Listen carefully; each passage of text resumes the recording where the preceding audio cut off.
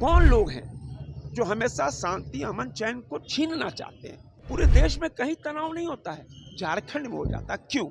क्योंकि बांग्लादेशी घुसपैठी है। और इस प्रकार की कोई भी घटना है वो बहुत दुखद है, दुखद ही और निंदनीय भी है। पता नहीं एक भारतीय जनता पार्टी लगातार कोई भी इस प्रकार की घटना हो बांग्लादेश से हमेशा जोड़ने का प्रयास करती है।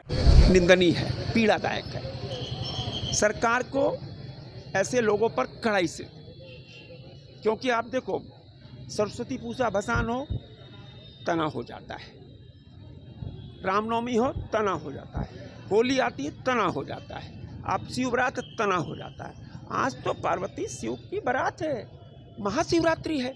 कौन लोग हैं जो हमेशा शांति अमन चैन को छीनना चाहते हैं। पूरा देश प्रधानमंत्री नरेंद्र मोदी के नेतृत्व में एक परिवार के रूप में, पूरे देश में कहीं तनाव नहीं होता है, झारखंड में हो जाता है। क्यों? क्योंकि बांग्लादेशी घुसपैठी है जो लगातार यहाँ की डेमोग्राफी, यहाँ का जो लॉ एंड ऑर्डर बर्बाद कर रहे हैं। आप देखो जहाँ जहाँ भाजपा एनडीए की सरकार है, चाहे वो दिल्ली हो, आसाम हो, मध्य प्रदेश हो, महाराष्ट्र हो, उत्तर प्रदेश हो, बांग्लादेशी घुसपैठियों की चिन्हित कर उनको बाहर किया जा रहा है। माननीय मुख्यमंत्री झारखंड से मेरा निवेदन है कि यहाँ लॉ एंड ऑर्डर को मजबूत रखने के लिए, दंगा फसाद से बचने के लिए, ऐसे किसी भी तनाव से बचने के लिए जरूरी इसलिए है कि ऐसे बांग्लादेशी जो घुसपैठी आकर हमारा हक मार रहे, कानून व्यवस्था में खलल डाल रहे, उनको चिन्हित कर भारत से बाहर भेजा जाए। मेरा यही आग्रह है कि यही लोग कानून व्यवस्था बिगाड़ने का प्रमुख कारण है। और निश्चित रूप से मैं समझता हूं आज महाशिवरात्रि है और इस प्रकार की कोई भी घटना है वो बहुत दुखद है, दुखद ही और निंदनीय भी है। और ये मैं कह सकता हूं कि लगातार जिस प्रकार ये मैं आरोप मैं इसलिए मैं लगा रहा हूं कि जो एक पूरे समाज में जो विषाक्त वातावरण बना है और विशेषकर जो एक सामाजिक सौहार्द जो था, वो सोशल फैब्रिक जब से मोदी जी की सरकार आई है, मैं समझता हूं कि एक राजनीतिक कारणों से जिस प्रकार गोलबंद करने का प्रयास किया गया है और आरोप प्रत्यारोप के दौर जैसे चले हैं, उसका ये दुष्परिणाम सामने आया है कि हम इवन त्योहार या पर्व में भी एक उस प्रकार की चीजों से देखते हैं जहां पहले सहयोग की भावना थी, वह दुर्भावना आ गई है लोगों में। और कहीं न कहीं आपको लगता है कि जो मेरे त्योहार हैं, किसी के भी त्योहार, भारत का जो त्योहार है, अलग अलग मजहब, अलग अलग धर्मों का, तो एक जो असामाजिक तत्व एक अवसर तलाशते हैं और इसके माध्यम से वो मैं समझता हूं वो समाज के हीरो बनने के प्रयास करते हैं। तो ये इसलिए मैंने कहा कि ये आज भी अगर राहुल गांधी जी बार बार अगर इन शब्दों का प्रयोग करते हैं कि नफरत के बाजार में मोहब्बत की दुकान, इसके पीछे मंशा यही है कि भारत की खूबसूरती रही है अनेकता में एकता, वो चीजें बरकरार रहे। और ये इसका जो हजारीबाग की जो घटना है, ये पूर्व में भी इसके पहले रामनवमी में बड़ा घटना घटी, उसके पीछे की जो पृष्ठभूमि रही है वो भी कट्टरता और इस प्रकार की चीजें रही है, संकीर्णता वाली बातें रही हैं। मेरा ये मानना है कि सरकार ने, हमारी सरकार ने वहां पे इसको नियंत्रण में रखा है।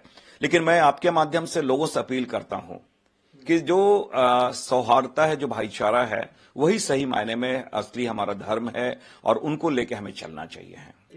नहीं, मैं समझता हूं कि संजय सेठ जी एक रक्षा राज्य मंत्री हैं, कैबिनेट केंद्र में मंत्री हैं।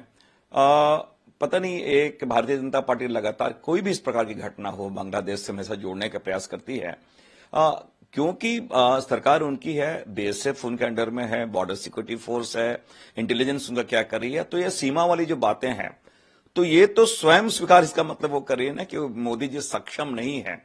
तो ये मैं समझता हूं ये महत्वपूर्ण चीज ये नहीं है, महत्वपूर्ण चीज ये है कि इस प्रकार की घटना की पुनरावृत्ति ना हो।